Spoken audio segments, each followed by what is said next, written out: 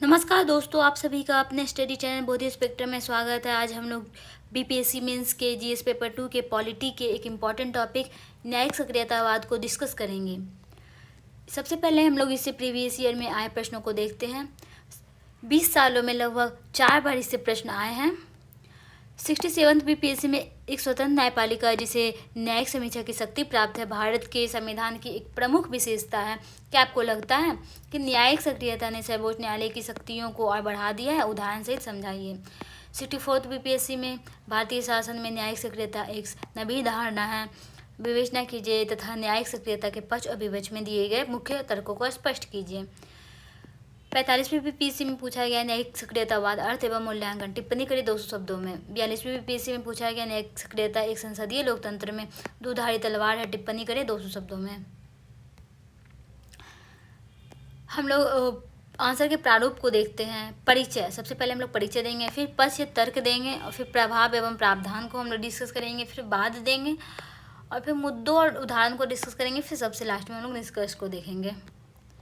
परिभाषा क्या? न्यायिक सक्रियतावाद है क्या? न्यायिक सक्रियतावाद वह प्रक्रिया है जिसमें न्यायालय नागरिकों के अधिकारों का निवारण करने तथा संविधान और कानून के प्रावधानों को सुनिश्चित करने हेतु अपनी भूमिका का निर्वहन करता है। यह शासन के अंगों यानी कि विधायिका और कार्यपालिका की मनमानी पर अंकुश लगाने का कार्य करता है। न्याय के मूल्यों को शासन व्यवस्था में समाहित करने का प्रयास करता है।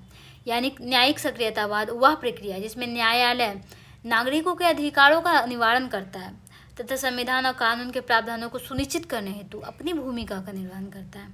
यह शासन के अंगों जैसे कि विधायिका और कार्यपालिका की मनमानी पर अंकुश लगाने का कार्य करता है। हम लोग आगे देखते हैं न्यायिक सक्रियता की आवश्यकता क्यों है। न्यायिक प्रणाली में विश्वसनीयता, सक्रिय भूमिका द्वारा न्यायपालिका के प्रति आम लोगों का विश्वास मजबूत होता है। यह शासन में पारदर्शिता लाता है। नागरिक अधिकारों की रक्षा, न्यायालय नागरिकों के मौलिक अधिकारों की रक्षा सुनिश्चित करता है और उनके उल्लंघन को प्रभावी ढंग से रोकता है। न्याय के प्रति प्रतिबद्धता, अधिकारों के हनन की स्थिति में न्यायपालिका का हस्तक्षेप लोकतांत्रिक ढांचे को सुरक्षित रखता है। न्यायिक सक्रियता की आवश्यकता आगे हम और देखेंगे। संविधान की व्याख्या, बदलती परिस्थितियों के अनुसार संविधान की प्रगतिशील व्याख्या करना न्यायपालिका का दायित्व है। सामाजिक समाधान, न्यायिक सक्रियता से उन सामाजिक क्षेत्रों की समस्याओं का समाधान करने में मदद मिलती है जहाँ विधायिक रिक्तता होती है। त्वरित न्याय, जनहित याचिकाओं के माध्यम से वंचित वर्गों तक न्याय की पहुँच सुनिश्चित करना। न्यायिक सक्रियता का प्रभाव, विधायिका और कार्यपालिका पर अंकुश, यह शासन के अन्य अंगों को उनकी सीमाओं और कर्तव्यों के प्रति सचेत करती है जिससे मनमानापन कम होता है। निर्णय लेने की प्रक्रिया पर प्रभाव, नीति निर्माण में संवैधानिक मूल्यों की प्राथमिकता देने के लिए सरकार को विवश करती है। विधायिका की भूमिका में हस्तक्षेप, सकारात्मक रूप से यह जनहित में नीतियों को गति देती है, हालांकि इसे शक्ति पृथक्करण के विरुद्ध भी देखा जाता है। संवैधानिक प्रावधान, अनुच्छेद 13 न्यायपालिका को उन कानूनों को असंवैधानिक घोषित करने का अधिकार देता है जो मूल अधिकारों से असंगत है। अनुच्छेद 32 सुप्रीम कोर्ट को मूल अधिकारों के प्रवर्तन के लिए रिट जारी करने की शक्ति देता है। अनुच्छेद 226 हाई कोर्ट को मूल अधिकारों और अन्य उद्देश्यों के लिए रिट जारी करने का अधिकार देता है। अनुच्छेद 142 सुप्रीम कोर्ट को संपूर्ण न्याय करने के लिए कोई भी आदेश या डिक्री पारित करने की व्यापक शक्ति प्राप्त है।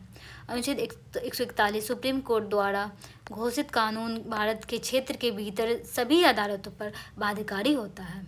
अनुच्छेद 131 केंद्र राज्य विवादों में सुप्रीम कोर्ट का मूल क्षेत्राधिकार जो संवैधानिक संतुलन बनाए रखता है। अब हम लोग महत्वपूर्ण बात को देखेंगे। केशवानंदा भारती बाद 1973 सुप्रीम कोर्ट ने मूल ढांचे का सिद्धांत दिया जिससे संसद की संशोधन की शक्ति सीमित हुई। पहले विधायिका उसमें संशोधन कर सकती थी लेकिन उससे हमारा मूल ढांचा प्रभावित होता। तो केशवानंदा भारती ने मूल ढांचे का सिद्धांत दिया और कहा कि संसद की संशोधन करने की शक्ति सीमित है। शीला बर्से मामला, पुलिस हिरासत में महिला कैदियों की सहायता और उनके मानवाधिकारों के संरक्षण हेतु दिशा निर्देश।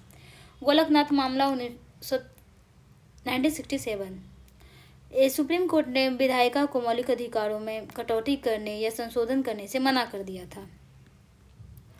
मिनर्वा मिल्स 1980 मौलिक अधिकारों और नीति निर्देशक तत्वों के संतुलन स्थापित किया। एक एगो पालनवाद 1950। इसमें सुप्रीम कोर्ट ने विधि की उचित प्रक्रिया के महत्व को रेखांकित किया। मेनका गांधीवाद 1978 गरिमापूर्ण जीवन के अधिकार का विस्तार किया, अनुच्छेद 21 के अंतर्गत। महत्वपूर्ण बात, पुट्टा स्वामीवाद 2017 निजता के अधिकार को अनुच्छेद 21 के तहत मूल अधिकार का दर्जा दिया। श्रेया सिंघलवाद 2015 आईटी एक्ट की धारा 66A को अभिव्यक्ति की स्वतंत्रता के विरुद्ध मानकर असंवैधानिक घोषित किया। MC मेहतावाद 1986 पर्यावरण की रक्षा हेतु व्यापक दिशा निर्देश और प्रदूषण फैलाने वाले उद्योगों पर अंकुश। विशिष्ट उदाहरण एवं निष्कर्ष, समकालीन उदाहरण शराब की बंदी। सुप्रीम कोर्ट द्वारा राष्ट्रीय राजमार्गों के किनारे शराब की दुकानों को हटाने का आदेश, जो जन सुरक्षा और स्वास्थ्य हेतु न्यायिक सक्रियता का उदाहरण है। निष्कर्ष हम लोग देखते हैं। न्यायिक सक्रियता भारतीय लोकतंत्र में न्याय की गारंटी और संवैधानिक मूल्यों की रक्षा का प्रतीक है। ये शासन की कमियों को दूर कर कानून के शासन को वास्तविक अर्थों में धरातल पर उतारती है। अतः एक सशक्त लोकतंत्र के लिए संतुलित न्यायिक सक्रियता अनिवार्य है। Thank you.